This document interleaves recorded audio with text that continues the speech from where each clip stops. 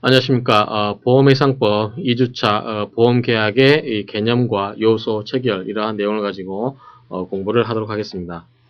먼저 보험계약의 의의에 대해서 살펴보겠는데, 자, 보험계약은 크게 간단하게 설명드리면 이렇습니다. 자, 여러분들 보험법에서 보험계약법에서 중요한 게 뭐라고 했죠? 개념이 중요하다고 말씀을 드렸습니다. 그래서 자, 보험자가 있습니다. 보험자는 누구죠? 회사입니다.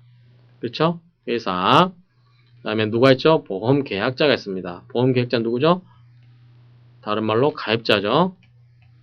그래서 보험계약자 이렇게 했는데, 자, 보험계약자 간에 어떤 성질이 있죠? 같은 위험을 갖고 있어야 되죠. 예컨대 자동차보험, 화재보험, 암보험 다 똑같습니다. 같은 동일한 위험을 갖고 있는 그러한 단체가 보험회사와 계약을 체결하게 되는 거죠. 그래서 자, 보험계약자는 보험자한테 뭘 주죠? 보험료를 줍니다. 보험료를 주고, 자, 사고가 생겼어요. 그래서 사고가 생기면, 자, 보험자는 보험계약자한테 뭘 주죠? 보험금을 주죠. 보험금.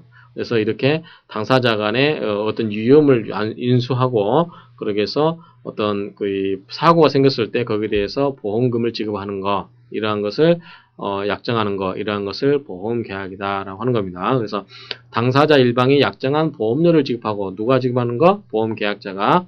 상대방은 누구죠? 보험자죠. 보험자가 재산이라든가 생명이라든가 신체에 관하여 불확정한 사고가 생길 경우 일정한 보험 금액, 기타의 급여. 자, 원칙적으로 보험은 뭐죠? 금액, 돈으로 하는 게 원칙이지만 급여는 다른 현물 급여도 할 수 있는 거죠. 예컨대 자동차 사고 나면 자동차를 전손이 돼버리면 자동차 가액보다 더 많은 수리비가 들어가면 돈으로 지불하겠지만 그렇지 않고 비용이 적은 경우는 자동차를 고쳐서 현물로 주겠죠. 그러한 경우에 지급학세 약정함으로써 생기는 효력이 보험계약이다. 그러면 자, 보험계약의 학설에 대해서는 자, 이론설이 있고 이론설이 있는데 무슨 말이냐면 자, 우리가 보험계약의 특징이 있을 때 이 손해 즉 물건에 대해서 하고 생명 사람, 인보험이죠, 인보험. 이것과 내용이 특이하죠. 다르잖아요. 그렇죠? 손해보험에 대해서는 사고가 얼마나 할지를 모릅니다. 사고가 이렇게 늘어났다 줄어들었다 할 수 있는 거죠. 물론 일정한 한도는 있겠지만 그 범위에 대해서는 줄어들고 늘어나거나 줄어들 수가 있죠. 그렇죠? 예컨대 자동차가 사고 나도 어떨 때는 수리가 100만 원 들어갈 수도 있고 어떨 때 1000만 원 들어갈 수도 있는 거 아닙니까? 이 물건보험, 손해보험, 지금 물건보험에서는 이렇게 금액이 왔다 갔다 할 수 있는 거죠. 그렇지만 사람을 했을 때, 근데 사망한 거는 1억 주겠다. 그러면 누구는 죽었는데 1억 주고 누구는 죽었는데 1000만 원 주고 할아버지가 돌아가셨다 해서 100만 원 주고 이렇게 할 수 있습니까? 그렇지 않죠. 사람의 생명에 대해서는 동일하게 금액이 지급됩니다. 그렇죠? 그런데 물건보험과 생명보험은 이렇게 금액이 보험이 다르게 적용될 수 있죠. 그렇지만 사람이 아팠을 때, 다쳤을 때, 상해보험이 있었을 때는 예컨대 차 수리비와 마찬가지로 사람이 병원 가서 입원했을 때 사람에 따라서 금액이 달라질 수 있는 거죠. 그래서 사람의 상해보험, 즉 사람이 다쳤을 때 나오는 보험 금액은 이 손해보험 성격도 약간 있다. 그래서 우리 보험업법에서는 무슨 보험? 제3의 보험으로 이렇게 규정을 한다라고 말씀드렸습니다. 그래서 여기서 뭐냐면 보험계약이라고 했을 때 보험계약인데 이렇게 보험계약 속에는 손해보험도 있고 생명보험도 있는데 서로 이렇게 각각 다른데 이것을 어떻게 하나로 정의할 것이냐, 어떻게 설명할 것이냐에 관해서 자, 이론설은 손해보험도 생명보험도 하나로 해결할 수 있다. 즉 손해보험과 인보험을 통일적으로 설명이 가능하다라고 하는 거고 이원설은 아니다. 손해보험과 인보험은 서로 약간 다른 특징이 있기 때문에 이것을 하나로 해석할 수는 없고 하나로 설명할 수는 없고 다르게 해석을 해야 되는 거 아니냐라고 하는 거죠. 자, 그러면 이론설의 입장에 있을 때 보면 이론설의 입장에 보면 또 학설이 나눠집니다. 손해보상 계약설, 경제수요 충족설, 기술설, 금액 급여설 이렇게 돼 있습니다. 자, 손해보상 계약서라고 하는 것은 자, 손해를 보상하는 것이다 라고 하는 건데 그러면 자, 이론설은 이론설이죠. 하나로 해결하는 건데 그러면 사람일 때는 손해가 어디가 있냐? 생명보험의 설명이 곤란하죠. 사람이 죽었을 때 똑같이 1억을 주겠는데 손해가 어떻게 죽었을 때 손해가 얼마라고 어떻게 확정을 하냐? 애매하다 이거죠. 곤란한 거. 경제수요. 자, 손해보험도 인보험됐던 어떤 경제적인 필요에 의해서 그걸 하는 거 아니냐. 보험이라고 하는 것은 경제적인 수요를 충족시키기 위해서 하는 거 아니냐라고 하는데 너무 막연하죠. 그 다음에 기술설. 자, 동질의 위험단체 구성원에게 그 위험을 기술적으로 분산하는 거. 이게 뭐가 있었죠? 대수의 법칙이 있다고 그랬죠? 라고 하는 거고. 금액급여설. 자, 금액이라는 것은 사고가 생겼을 때 일정한 금액이 지급되는 것을 약정한 것이라고 설명하는 거죠. 그쵸? 그러한 것에 의해서 설명하는 것이 이 금액급여설이다라고 이해를 하시면 됩니다. 그 다음에 이제 특성을 보도록 하겠습니다. 자, 민법상의 전형계약에 속하지 않는 무명계다. 자, 우리 민법상의 전형계약. 자, 우리 민법에 보면 채권 강론에 보면 14가지인가요? 이렇게 전형적인 계약을 써놨습니다. 그렇죠? 14가지 전형적인 계약을 썼는데 거기는 보험계약이라는 파트가 들어가 있지 않습니다. 그래서 무명계약이라고 하는 것은 이름이 없다는 거기 때문에 민법에서 정해놓은 14가지의 어떤 전형적인 계약의 범주에 속해 있지 않고 그냥 독특하게 하나의 계약이 성립된다라고 하는 거죠. 그래서 무명계라고 하는 것은 그런 의미로 이해하시면 됩니다. 즉 민법에 규정되어 있는 형태의 계약이 아니다라고 하는 거죠. 그 다음에 독립계약성. 보험계약이 다른 계약에 수반되어 체결되는 것이 아니라 보험계약을 독자적으로 체결하는 것이다. 여러분들 자동차보험, 생명보험 어떤 계약을 부수적으로 체결합니까? 그렇지 않죠. 보험계약을 목적으로 독자적으로 체결하는 거죠. 그 다음에 다수의 보험계약자를 상대로 하여 대량적으로 체결되는 다수계약에 속함으로 그 계약의 정형화가 요구되는 거죠. 그래서 부합계약성이다라고 말씀드렸습니다. 그래서 저번에 말씀드렸다시피 자 삼성생명에 여러분들이 보험을 듭니다. 깨알 같은 것으로 해서 뭐가 생겼죠? 약관이 있다. 약관은 뭐다? 보험자가 일방적으로 정해놓은 그 약관에 의해서 계약을 성립시킨다. 이걸 뭐다? 부합계약성이다. 라고 이렇게 말씀을 드렸습니다. 약관에 의한 거래를 부합계약성이 있다. 부합하는 거죠. 부합에도 하는 계약이라 이거죠.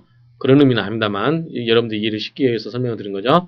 그 다음에 보험의 인수를 영업을 하는 상행이다. 우리 상법에 보면 46조 절대적 상행 21가지가 규정이 되어 있죠. 거기에 보면은 17호인가요? 17호에 보면 보험의 인수를 영업을 하는 상행에 대해서 규정하고 있습니다. 그래서 이거는 상행위가 되는 것이죠. 그래서 자 이거 46조 17호에 의해서 뭡니까? 이거는 절대적 상행위. 그래서 이거보다 상행위가 되는 거죠. 절대적 상행위에 속한다. 그 다음에 자 특성을 보도록 하겠습니다.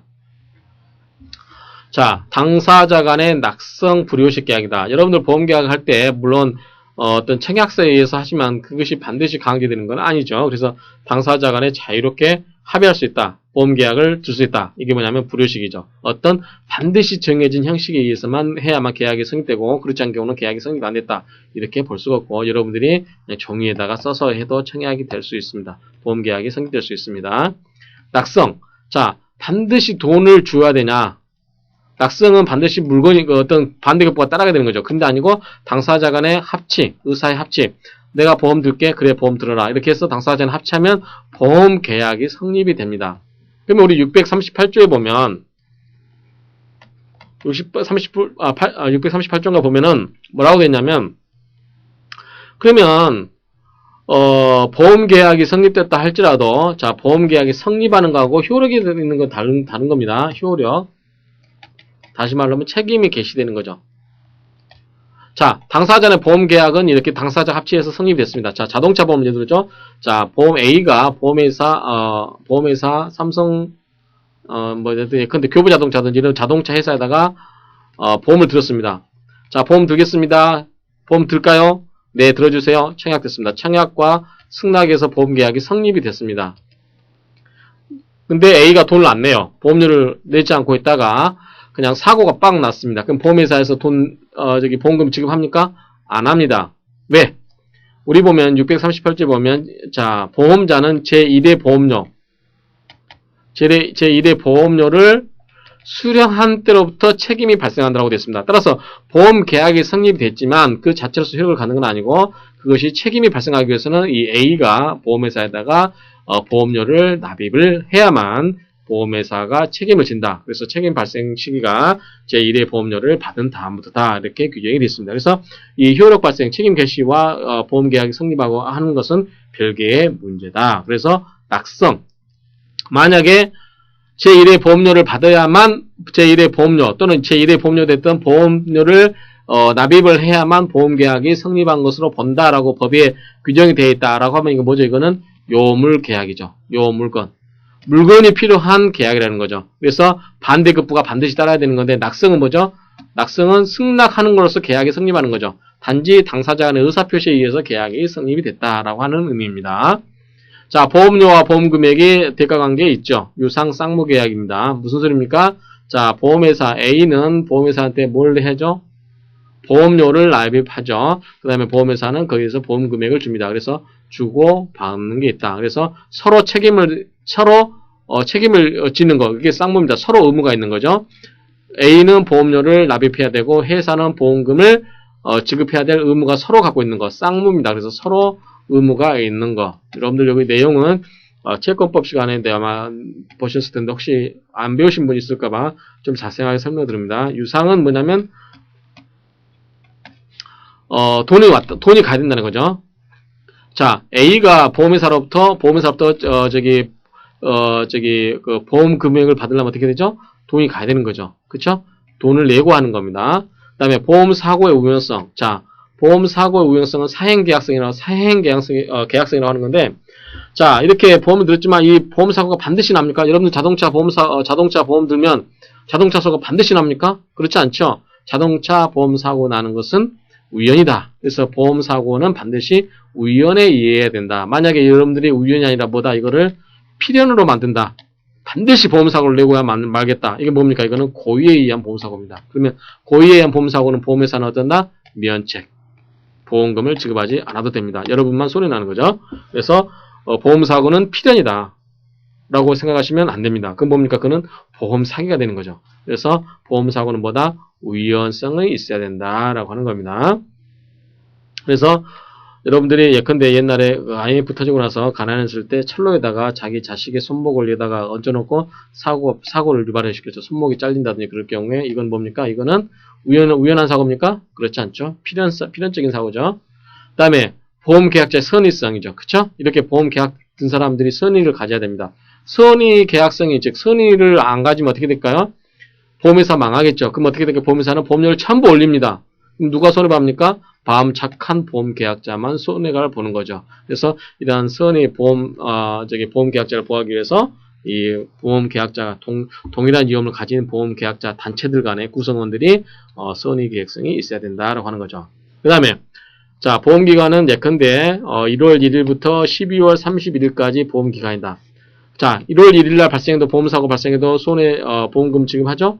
6월 30일날도 내고 그 다음에 12월 25일날 세 차례 거쳐서 자동차 사고를 냈습니다. 전부 보험료를 납입했죠. 다 납입을 했으면 보험자는 이러한 경우에도 전부 보험금을 지급하게 되겠죠. 그래서 이러한 경우는 계속 계약성을 갖고 있다라고 하면 됩니다. 이것은 뭐 동안? 보험기간 동안. 그 다음에 보험자와 보험계약자와의 개별적 계약에 근거해서 법률관계 발생한다. 자, 보험약관에 이렇게 근거를 하고 있지만 자, 예컨대 성북군 미아 3동 주민 동사무소 동장하고 보험회사하고 계약을 할 수 있습니까? 그래서 보험회사가